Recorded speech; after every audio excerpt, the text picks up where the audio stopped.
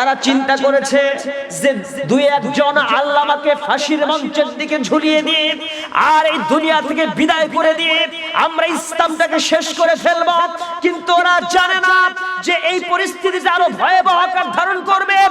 এক আল্লামাকে জেলখানায় রাখবে, ডক্টর মিজানুর রহমান আজহারীর মতো হাজারো আল্লামা আল্লাহর জমির আল্লাহ দিয়ে ইসলামের কাজ করিয়ে নেবে।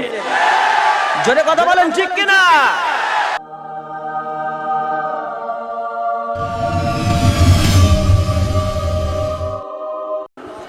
সম্মানিত উপস্থিতি, তো আমরা আল্লাহর প্রশংসাটা কোরআন থেকে পেয়ে গেলাম। কিন্তু আজকে এই কোরআনের প্রশংসা হোক, তাফসীরুল কোরআন মাহফিল হোক, আর এই মাহফিল থেকে মানুষ ইসলাম শিখে গিয়ে বাস্তব জীবনে আমল করুক। এই পার্ট অফ হেভেন, জান্নাতের এই বাগান থেকে কোরআন শিক্ষা অর্জন করে দ্বীনি শিক্ষা পেয়ে নিজেদের জীবনকে আলোকিত করবে, সুন্দর করবে, এটা আমাদের প্রত্যাশা। কথা বলেন ঠিক না? কিন্তু অনেকেই আজকে এই কোরআনুল কারীমের মাহফিল চায় না, বন্ধ করার জন্য চেষ্টা চালাচ্ছে, আছে না নাই?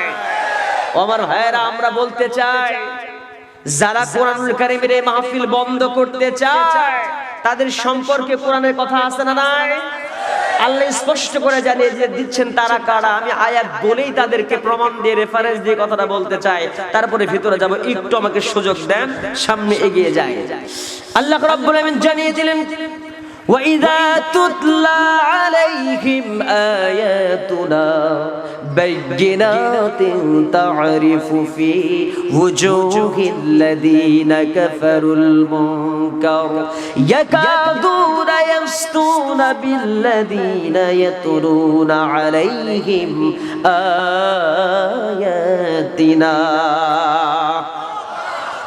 আল্লাহ রাব্বুল আলামিন জানিয়ে দিচ্ছেন, বান্দারা শোনো, এই পৃথিবীতে যখন কোরআনুল কারীমের আয়াত যখন তেলাওয়াত করা হবে, দেখতে পাবে এক শ্রেণীর মানুষ আছে যাদের চোখে মুখে অসন্তুষ্টির চিহ্ন ফুটে ওঠে। কোরআনের আয়াত তেলাওয়াত শুনলে পরে তাদের অন্তর যেন কলিজা যেন জ্বলে পড়ে যায়।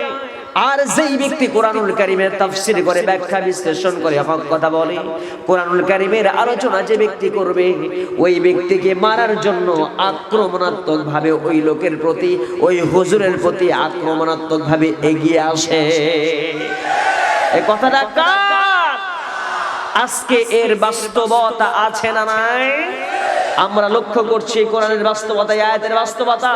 যখন কোরআনুল কারীমের হক কথা বলা হয়, কোরআনের আয়াতের ব্যাখ্যা বিশ্লেষণ করা হয়, এক শ্রেণীর নামধারী মুসলমান সেই সমস্ত বক্তা, হকপন্থী আলেমদেরকে মঞ্চে পর্যন্ত এসে থ্রেট করে, আছে না নাই? কথা বলেন, আছে না নাই? আজকে তারাই থ্রেট করে যখন ক্ষান্ত না হয়ে তারা একটার পর একটা যখন দেখতে পাচ্ছে, তারা চিন্তা নিয়েছিল অনেক আগে থেকে সেই ষড়যন্ত্র, আছে না নাই? আর এটাই হয়ে গেছে তাদের চোখের শুল। বলতে দেন, বলতে দেন, যে সময় আছে বলতে দেন, বলতে দেন।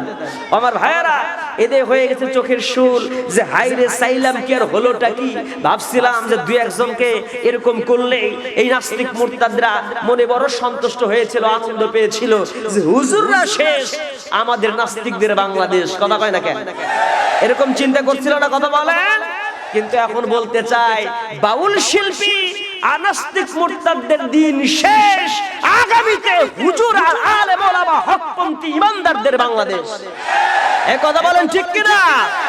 আমার ভাইয়েরা, যারা ইসলাম নিয়ে ষড়যন্ত্র করে, ইসলাম নিয়ে কটাক্ষ করে, কথা বলে, সাবধান হওয়া দরকার।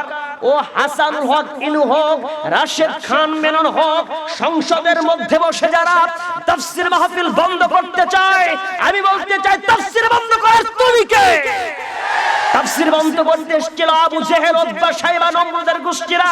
তাদেরকে বাংলা এই পৃথিবীর জমিন থেকে লাঞ্ছিত করে, অপমানিত করে, দুনিয়া থেকে বিদায় করেছে কে? এজন্য সেই তাফসীর বন্ধ করতে আসলে তোমার দাদা ঠাকুররা পারে নাই। নাস্তিক মুরতাদ তোমরা দুই সাইডে চিন্তা করে, কিয়ামত পর্যন্ত চিন্তা করে ইসলামের এতটুকু ক্ষতি করতে পারবে না। কথা বলেন ঠিক না?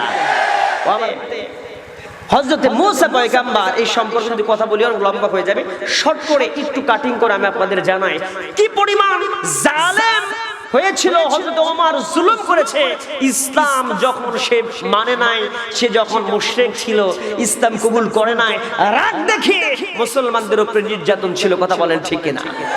কেমন রাগ! ওমর তলোয়ার আঘাত করলে তলোয়ার মুঠি পর্যন্ত জমিনের মধ্যে গেড়ে যেত, এত রাগ।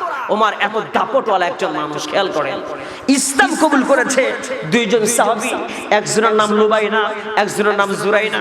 ইসলাম কবুল করে গভীর রাত্রিতে সবাই যখন ঘুমিয়ে, নিস্তব্ধ পরিবেশ, যখন পিন পতন নীরবতা, সবাই যখন ঘুমিয়ে পড়েছে, নিকষ কালো আধার ভেদ করে এই দুইজন ওযু করে এসে সুন্দর করে ঘরের মধ্যে নামাজ পড়তে শুরু করেছে। আল্লাহর নবীর দুইজন সাহাবী লুবাইনা আর জুরাইনা একটু কান লাগিয়ে মনটা নরম করে শোনেন।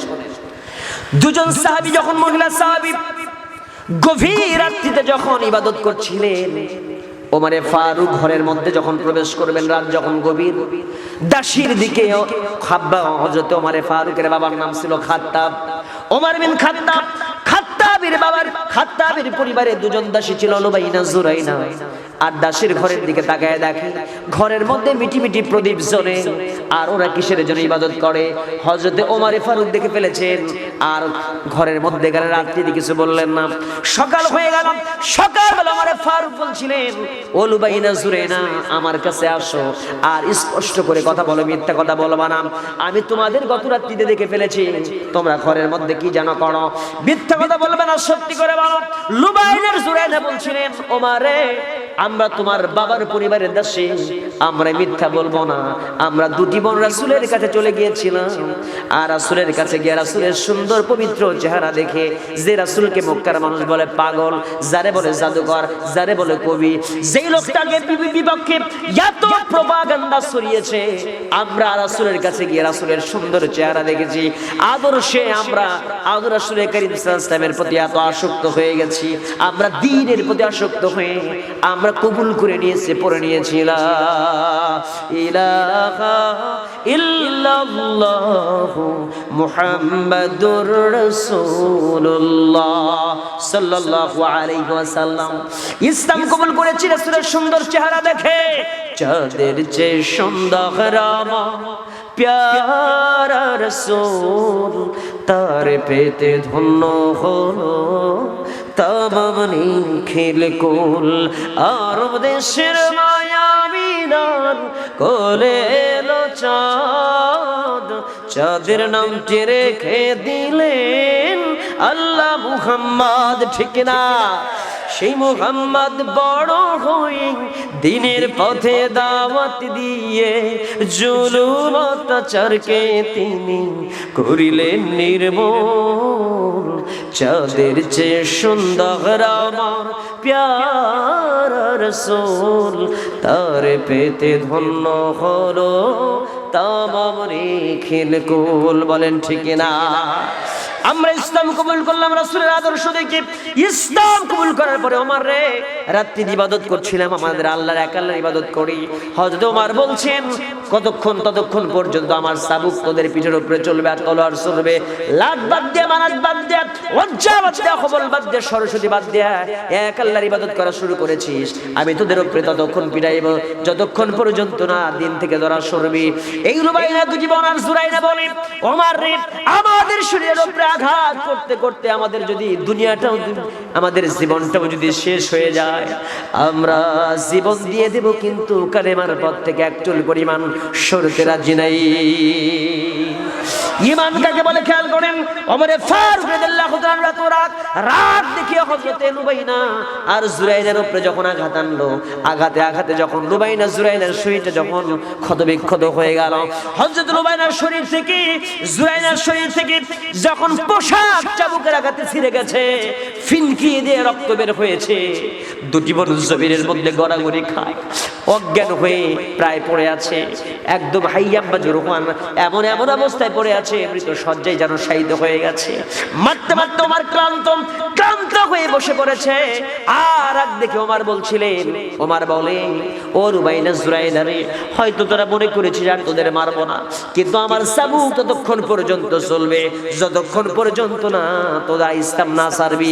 আমি মারতে মারতে ক্লান্ত হয়ে গেছি, যার কারণে বসে পড়েছি। জোরে জোরে কর নাউজুবিল্লাহ। এই পরিমাণ রাগ হযরত ওমরের ইসলামের বিপক্ষে ছিল। সেই ওমর ফারুক রাদিয়াল্লাহু তাআলা আনহু রাসূলের গর্দান পর্যন্ত কাটতে গিয়েছিল রাগ দেখিয়ে। রাগ কেমন হয়, মক্কার কেউ যখন রাসূলের গর্দান কাটতে সাহস পায় না, হযরত ওমর ফারুক রাদিয়াল্লাহু তাআলা আনহু 100টা লালের লোভে পড়ে তলোয়ার নিয়ে মদিনার পথে রওনা দিয়েছে রাসূলের গর্দান কাটতে। কথা কোন ঠিক না?